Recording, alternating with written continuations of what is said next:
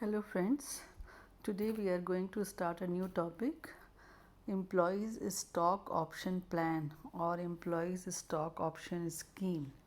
You must be studying this topic in the company law also, but in corporate accounting we will be doing the accounting treatment relating to that.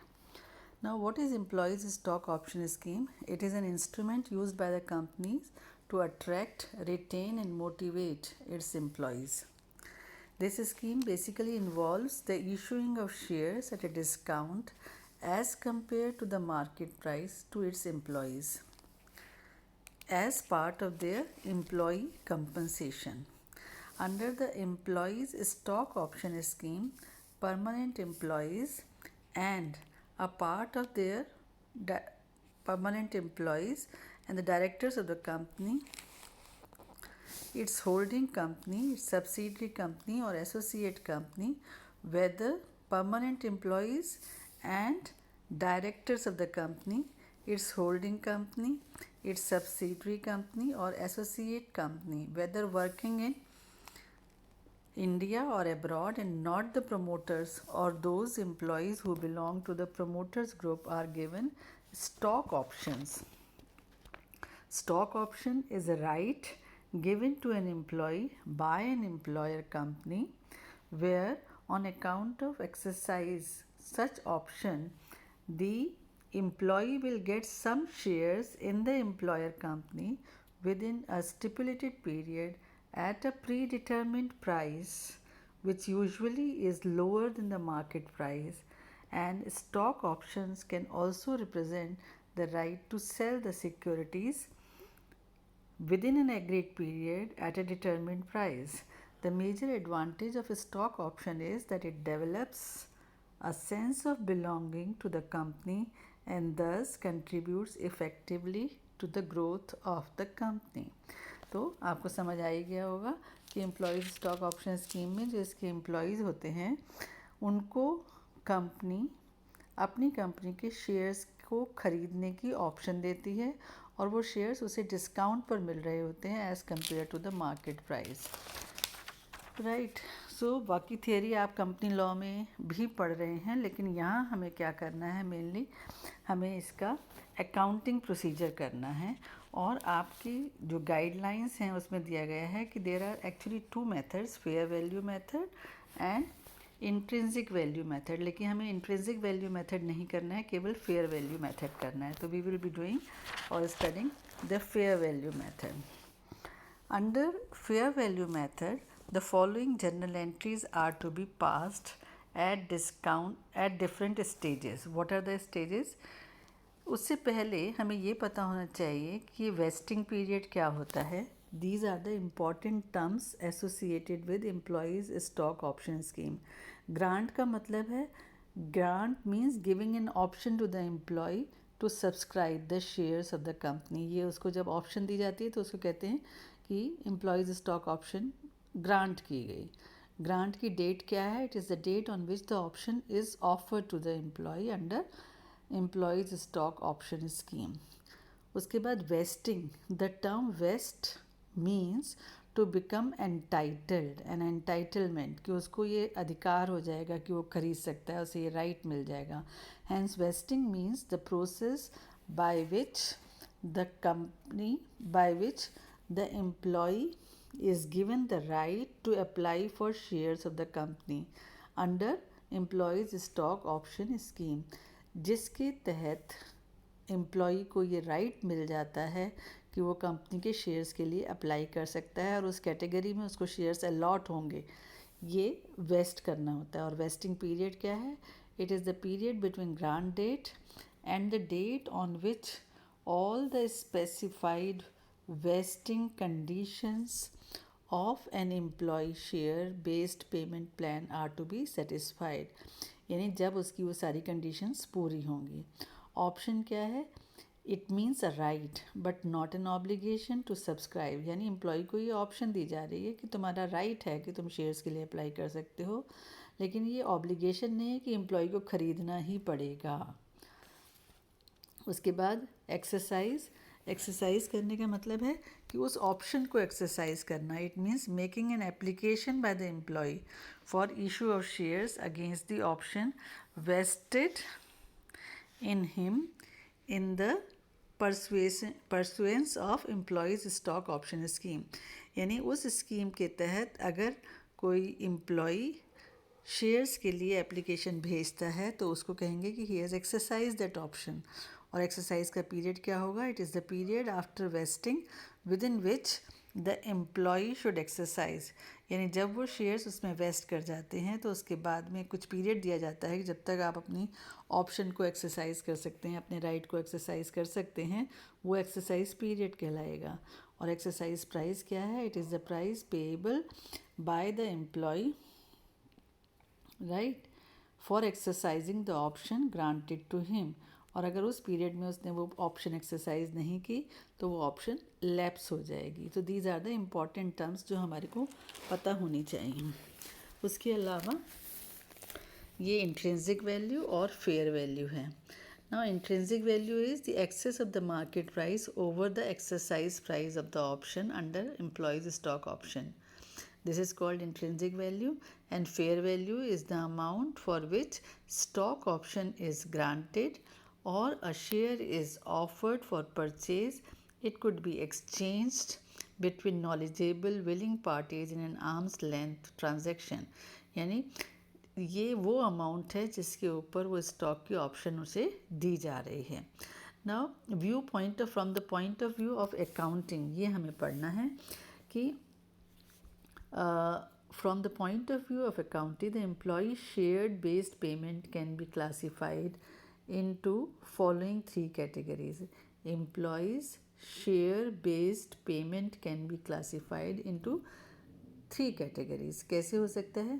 First is equity settled employee share based payment plan. Equity settled employees share based payment plan. इसमें क्या होता है कि जितना जितना किसी employ ने काम किया है, like you can read it, when an enterprise receive services in an equity settled employee share based payment plan, the cost of services so received should be recognised as an employee compensation expense. यानी अगर employ ने company के लिए कुछ काम किया है और उसके बदले में वो शेयर्स देना चाहते हैं तो हम इसे एम्प्लॉयज़ कंपनसेशन एक्सपेंस कहेंगे. और with a corresponding credit to an appropriate equity amount called. और उस काम के बदले एम्प्लॉयज़ ने जो काम किया है, कंपनसेशन एक्सपेंस जिसको देना है, उसके बदले में उसे क्रेडिट दिया जाएगा स्टॉक ऑप्शन आउटस्टैंडिंग अकाउंट, कि फ्यूचर में उसके बदले आपको स्टॉक्स दिए जाएंगे. तो this account is transitional in nature and must be transferred to another equity account such as share capital account or securities premium account or general reserve account at a later date. It is to be noted that if services received qualify to be included, अगर वो services qualify करते हैं to be included in cost of an asset, then it must not be recognized as an expense under this plan. Otherwise हम उसे कह रहे हैं compensation expense plan. और जब compensation expense कह रहे हैं हम उसे, तो वो प्रॉफिट एंड लॉस अकाउंट में डेबिट होगा कंसर्न पीरियड के. हम प्रॉफिट एंड लॉस अकाउंट को डेबिट करेंगे और कंपनसेशन एक्सपेंस को, एम्प्लॉयज़ कंपनसेशन एक्सपेंस को क्रेडिट करेंगे. In case where option has been exercise, the balance standing to the credit of the relevant stock option outstanding account in respect of the unexercised options should be transferred to general reserve. यानी जब वो exercise कर लेगा option तो हमारी यहाँ जो entries हैं वो क्या हैं, ये देखिए. फेयर वैल्यू मेथड में, under this method following journal entries are to be passed at different stages.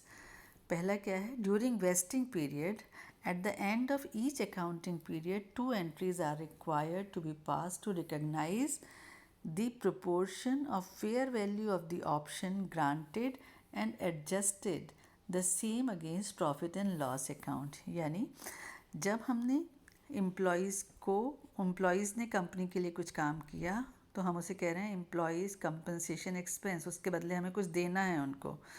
Employees compensation expense account, इसको हमने डेबिट किया, और एम्प्लॉई स्टॉक ऑप्शन आउटस्टैंडिंग कि फ्यूचर में जब हम एम्प्लॉयज़ स्टॉक ऑप्शन देंगे वो अभी आउटस्टैंडिंग है, जब होगा तो ये जो एक्सपेंस है इसके लिए एडजस्ट कर लिया जाएगा, यानी इनको कैश ना दिया जाके हम शेयर्स दे देंगे।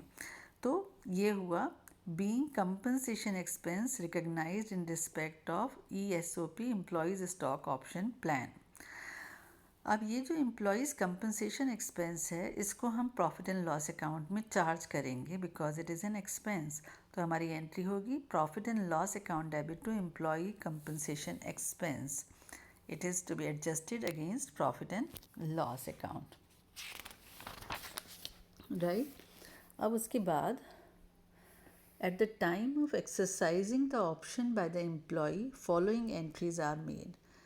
What are the entries? For receipt of exercise price from the employee, जिस प्राइस पर उनको शेयर्स इशू किए जाने हैं उसका जब प्राइस रिसीव करोगे आप तो एंट्री हुई bank account debit to employees stock option outstanding, और यहाँ पर जितना हमने उनको नंबर ऑफ़ शेयर्स दिए हैं, नंबर ऑफ़ ऑप्शंस दिए हैं, उसका एक्सरसाइज प्राइस जो है हम वो ले लेंगे,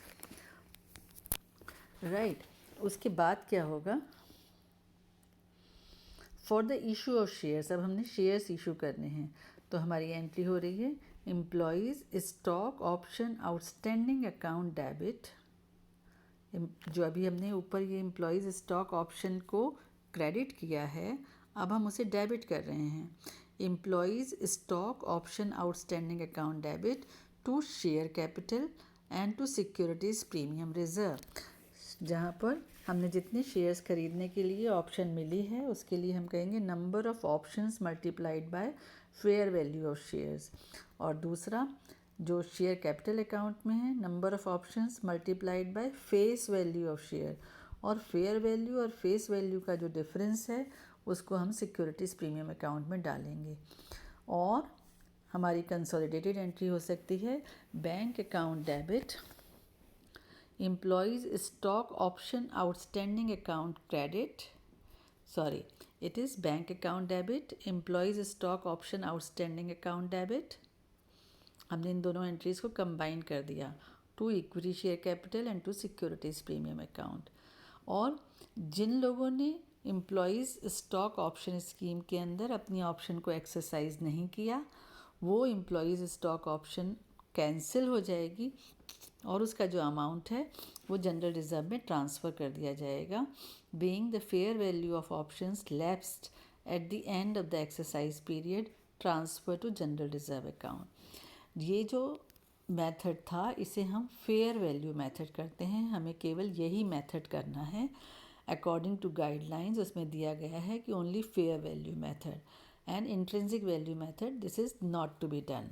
तो अब हम इलस्ट्रेशन देखेंगे, यहाँ पर X limited granted 5000 employees stock option on 1 April 2017 at ₹50 when the market price or the fair value was 110 and the face value of the share was ₹10।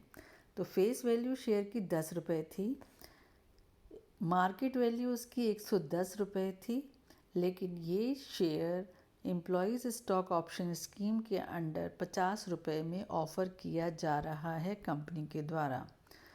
ये ऑप्शन कितने लोगों ने एक्सरसाइज की? The options were exercise between 1 March 2018 and 31 March 2018, यानी 1 मार्च 2018 से लेकर 31 मार्च 2018 के बीच में ये ऑप्शन एक्सरसाइज करने के लिए टाइम दिया गया था, right. Only 4500 options were exercised by the employees, 5000 में से 4500 एम्प्लॉयज़ ने इस ऑप्शन को एक्सरसाइज किया, and the remaining options lapsed, क्योंकि उन्होंने इस पीरियड के अंदर नहीं किया तो वो ऑप्शन लैप्स कर गए। The company closes its books on 31 March each year, give journal entries for the above arrangement. अब इसके अंदर जब इन्होंने ये 1 April 2017 को 5000 एम्प्लॉयज़ को ये ऑप्शन दी थी तो यहाँ पर जो एम्प्लॉयज़ की कंपनसेशन एक्सपेंस है वो कंपनसेशन एक्सपेंस कितना है कि बैंक अकाउंट में इनसे 50 रुपये लिए जा रहे हैं। पहले हमारी ये वाली एंट्री होगी, employees compensation expense account debit to employees stock option outstanding account, right. और अब यहाँ पर आकर हम क्या कर रहे हैं कि 110 रुपये वाला शेयर 50 रुपये में ऑफ़र कर रहे हैं, तो 4,500 एम्प्लॉयज़ ने उसके लिए ऑप्शन भरी है, तो बैंक अकाउंट में 4,500 मल्टीप्लाइड बाय 50 आ जाएगा।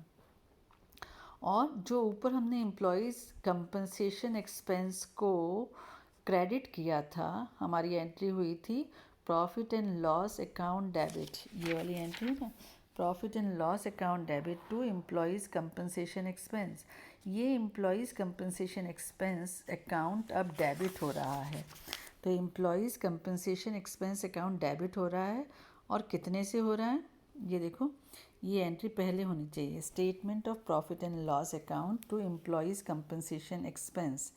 कितने अमाउंट से कर रहे हो आप ये एंट्री, 2,70,000 से। 2,70,000 से क्यों कर रहे हो, क्योंकि 4,500 मल्टीप्लाइड बाय 110 और 50 का जो डिफरेंस है वो कितना है, 60, राइट।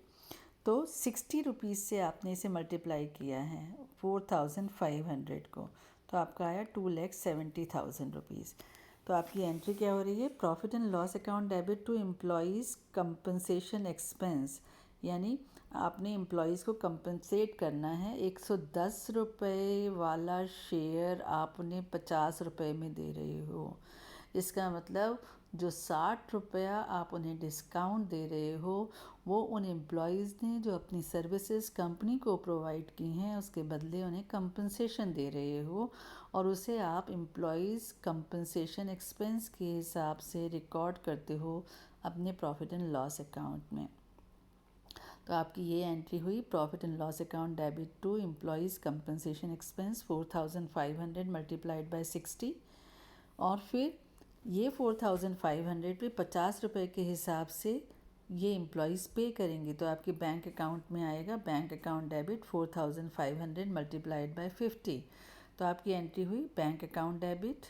और ये जो डिफरेंस है उसके लिए आपने किया employees compensation expense 110 minus 50 to equity share capital. अब शेयर 10 रुपये वाला है तो इक्विटी शेयर कैपिटल में 10 रुपये के हिसाब से 45,000 रुपीज़ जाएंगे, और 110 रुपये और 10 रुपये का जो डिफरेंस है 100 रुपये, वो प्रीमियम है और वो जाएगा सिक्योरिटीज़ प्रीमियम अकाउंट में, राइट।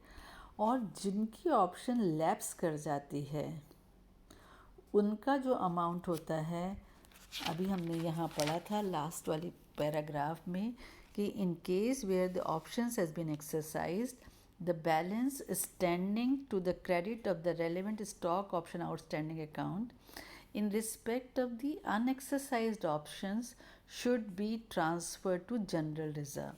तो हमने जब 5,000 लोगों को ये ऑप्शन दी थी या 5,000 एम्प्लॉयज़ को दी थी, तो हमने 5,000 पर 60 के हिसाब से 3 लाख रुपए यहाँ ट्रांसफ़र किया होगा। ये 2,70,000 दिखाई दे रहा है 4,500 पर ना, लेकिन जब हमने इनको ऑप्शन दी होगी तो हमने 5,000 शेयर्स के ऊपर 60 रुपये के हिसाब से 3 लाख रुपया इसमें ट्रांसफ़र किया होगा। Profit and loss account debit to employees compensation scheme 3 lakh से किया होगा, जिसमें से 2,70,000 तो हमने यहाँ पर एक्सरसाइज कर लिया एम्प्लॉयज़ कंपनसेशन एक्सपेंस, ये 2,70,000 तो एक्सरसाइज कर लिया।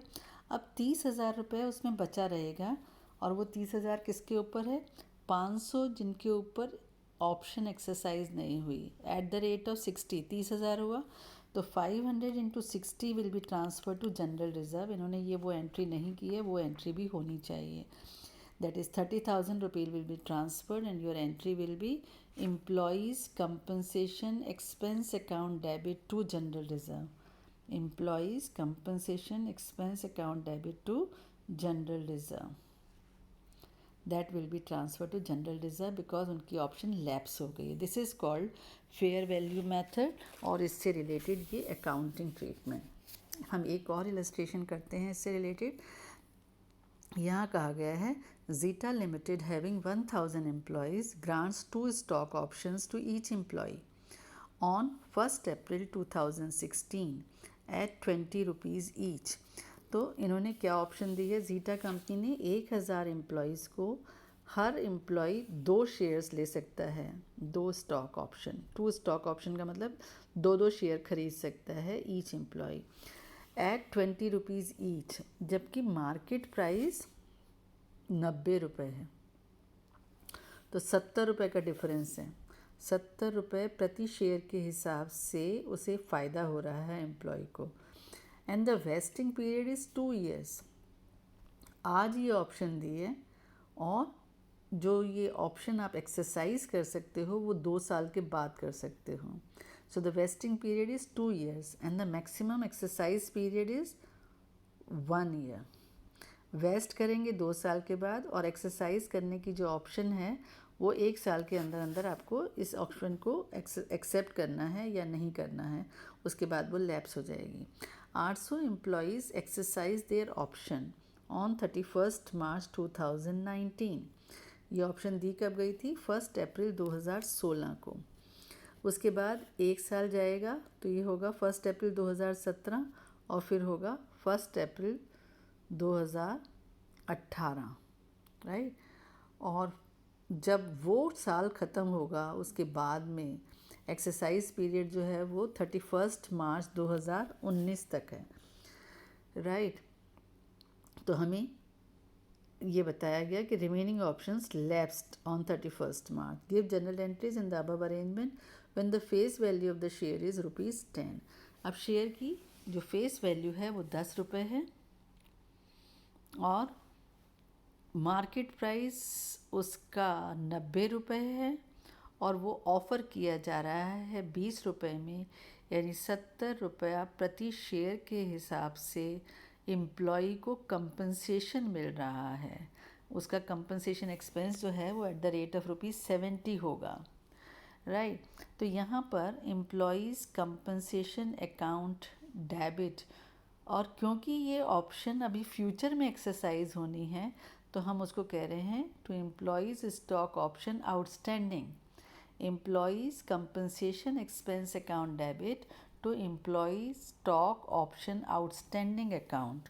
अब कितने अमाउंट से होगी, क्योंकि 1000 एम्प्लॉय हैं और उनको 2 शेयर दिए जा रहे हैं, तो 1 शेयर पहले साल में माना जाएगा और 1 शेयर दूसरे साल में, यानी पूरा खर्चा जो है आपने उसको स्प्रेड कर दिया।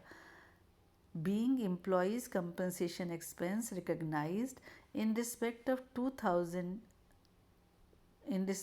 2000 options granted to employees at a discount of 70 each, amortized on a straight line basis over 2 years।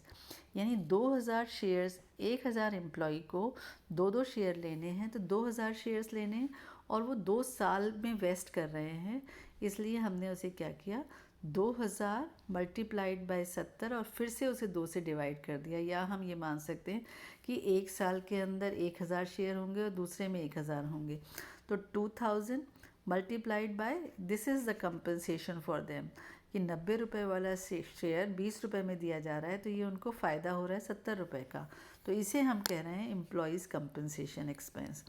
तो हमने 70,000 रुपये को 31 मार्च 2017, जो ये 1 अप्रैल 2016 का था जब ये दिया गया, तो 31 मार्च 2017 को you will recognize it as employees compensation expense debit to employees stock option outstanding with 70,000 rupees, और उसी साल के प्रॉफिट एंड लॉस अकाउंट में इस एक्सपेंस को आप चार्ज करोगे, being compensation expense adjusted against profit and loss account at the year end। तो हमारी एंट्री हुई profit and loss account debit to employees compensation expense 70,000। फिर यही एंट्री 31 मार्च 2018 को भी रिपीट होगी, क्योंकि 2 साल के अंदर ये स्प्रेड है कि हर एम्प्लॉय को 2 शेयर मिल सकते हैं। तो 2000 शेयर हो गए और वो 2000 शेयर 70 रुपये के हिसाब से और 2 साल में स्प्रेड हैं, तो अगले साल भी आपने 70,000 रुपये चार्ज किया। Employees expense compensation expense account debit to employees stock option outstanding, और उसके बाद उस साल के प्रॉफिट एंड लॉस अकाउंट में उसे चार्ज किया। Profit and loss account debit to employees compensation expense 70,000। अब आया 31 मार्च 2019। ये 31 मार्च 2018 तक आपने इसे अभी आउटस्टैंडिंग रखा हुआ है, stock option outstanding, stock option outstanding, क्योंकि ये वेस्टिंग पीरियड है। तो जब तक वो वेस्टिंग पीरियड होता है तब तक आप उसे आउटस्टैंडिंग की तरह शो करते हैं, और प्रॉफिट एंड लॉस अकाउंट में जब से ये ऑप्शन दी गई है तब से आप उसे चार्ज कर देते हैं। अब आप क्या करोगे, बैंक अकाउंट डेबिट। अब हुआ क्या, यहाँ प्रॉब्लम में कहा गया कि 800 एम्प्लॉयज़ एक्सरसाइज देयर ऑप्शन। तो 800 एम्प्लॉयज़ ने ऑप्शन एक्सरसाइज की, तो 1600 शेयर्स के लिए आएगी ऑप्शन, और जब 1600 शेयर्स के लिए ऑप्शन आएगी तब हम क्या करेंगे, 1600 शेयर्स को 20 रुपये के हिसाब से तो ये लोग देंगे, और 70 रुपये के हिसाब से यहाँ से एडजस्ट होगा ये एम्प्लॉयज़ स्टॉक ऑप्शन आउटस्टैंडिंग में से। तो हमारी एंट्री क्या हो रही है, employees stock option outstanding account आपने किया bank account debit 1600 into 20 to employees stock option outstanding. अब 70 रुपये और रह गए एम्प्लॉयज़ स्टॉक ऑप्शन के अंदर, राइट। यहाँ से अब आप एम्प्लॉयज़ स्टॉक, यहाँ पर आप इसकी एंट्री, यहाँ पर अब इन्होंने क्या किया है, एम्प्लॉयज़ स्टॉक ऑप्शन आउटस्टैंडिंग ऊपर कितना था, 70 रुपये प्रति शेयर के हिसाब से ये था स्टॉक ऑप्शन आउटस्टैंडिंग, 70 रुपये के हिसाब से था। तो 70 रुपये तो आप वहाँ से ले रहे हैं और 20 रुपये यहाँ से ले रहे हैं। तो ये हुआ बैंक अकाउंट डेबिट और employees stock option account debit, ये एंट्री होनी चाहिए। जैसे यहाँ थी ना ये वाली एंट्री, एम्प्लॉयज़ यहाँ पर बैंक अकाउंट, ये इसको आप इस तरह से करो, bank account 1600 into 20, employees stock option 1600 into 70, to share capital 1600 into 10, and to securities premium reserve account 1600 into 80। ये देखो, ये यहाँ जो एंट्री की है इन्होंने, ये दो अलग अलग तरीके से की हुई है। That is a right entry. Bank account debit 1600 into 20, employees stock option outstanding 20 क्यों कर रहे हो, कि 20 रुपीज़ वो एम्प्लॉय देगा, number of option multiplied by exercise price. उसके बाद एम्प्लॉयज़ स्टॉक ऑप्शन आउटस्टैंडिंग में हमने ऊपर सारा 70 के हिसाब से किया हुआ है, तो 1600 इंटू 70 होगा 70 रुपीज़, जिसमें से शेयर, अब इसके बदले कुछ तो पैसा आ रहा है, कुछ इनको जो पहला कंपनसेशन जो आपने ऑप्शन आउटस्टैंडिंग में क्रेडिट किया हुआ था उसे आपने डेबिट किया। To equity share capital account 10 रुपये फेस वैल्यू है, तो 1600 into 10, and to securities premium reserve account 1600 into 80 किया। इन्होंने भी यही है, लेकिन थोड़ा कंफ्यूजिंग वे में एंट्री की है कि यहाँ पर 1600 इंटू 20 कर रहे हैं और यहाँ 1600 इंटू 90 कर रहे हैं, तो you must have got confused. तो this is a right way of doing the entry कि बैंक अकाउंट में 1600 इंटू 20 करो, employees stock option outstanding account में 1600 इंटू 70 करो, इक्विटी शेयर कैपिटल में 10 करो। तो I can write it here also, ये ऐसे होगा, ये ऐसे होगा, और यहाँ पर 70 कर दो, और ये वाला जो बैंक अकाउंट है इसे यहाँ बैंक अकाउंट डेबिट कर दो 1600 into 20। This will be the entry. अब आपने ऊपर 2000 शेयर्स के ऊपर 70 रुपये के हिसाब से एम्प्लॉयज़ स्टॉक ऑप्शन आउटस्टैंडिंग किया हुआ है, राइट। आपने देखा 70,000 70,000, इसका मतलब है कितने शेयर्स पे किया हुआ है आपने, 1,40,000 शेयर्स के ऊपर, यानी 2000 शेयर्स के ऊपर 70 के हिसाब से 1,40,000 रुपये डाला हुआ है। उस 1,40,000 में से अभी आपने एम्प्लॉयज़ स्टॉक ऑप्शन पे 1600 शेयर्स के ऊपर एक्सरसाइज किया है, तो 400 शेयर्स के ऊपर जो एक्सरसाइज करने की ऑप्शन थी वो लैप्स हो गई है, और जिसके ऊपर वो लैप्स हो जाती है वो पैसा बचा हुआ है किसमें, employees stock option outstanding account में।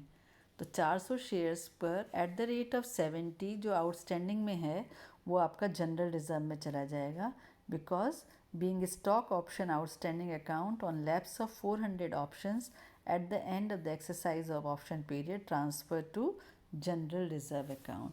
और इसको इन्होंने कंबाइंड एंट्री भी करके दिखाया है। अच्छा, जो एंट्री हम आपको बता रहे थे वो इन्होंने यहाँ करके दिखाई है, तो that is a right entry. आप इसे करें, ये समझ आ जाएगी आपको। 31 मार्च 19 को ये एंट्री होनी चाहिए।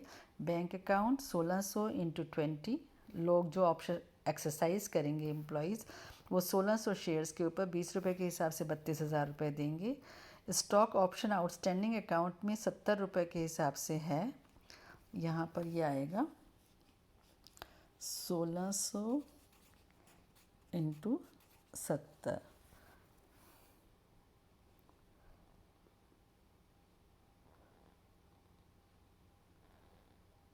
सही है ये? नहीं, 1600 इंटू 70 होना चाहिए। हाँ, 1600 into 10, 16,000 securities premium. Okay, no, this is actually 2000 into 70, क्योंकि इन्होंने इसके अंदर यहाँ पर ये ऐसी कंसोलिडेटेड एंट्री की है कि ये 400 का जनरल रिज़र्व हमने ऊपर किया है उसको भी इन्होंने कर दिया। यहाँ 2000 पर 70 के हिसाब से 1,40,000 आपने ऊपर क्रेडिट किया है, 70,000 यहाँ, 70,000 यहाँ, तो ये 1,40,000 का पूरा हिसाब दिखा रहा है कि यहाँ पर 1600 के ऊपर 20 के हिसाब से आएंगे। एम्प्लॉयज़ स्टॉक ऑप्शन के अंदर 2000 पर 70 के हिसाब से है। तो वही ठीक है जो मैंने आपको यहाँ बताया कि ये bank account, employees stock option account यहाँ 1600 के हिसाब से करिए और जनरल रिजर्व में ट्रांसफ़र करने की ये वाली एंट्री कर लीजिए। Is this clear to you? अगर आप ये एंट्री कर रहे हैं तो ये 2000 के हिसाब से 70 जा रहा है और बाकी बचा हुआ जनरल रिजर्व में 1600 शेयर्स पे एक्सरसाइज हुई है ऑप्शन, 400 शेयर्स बचे हैं।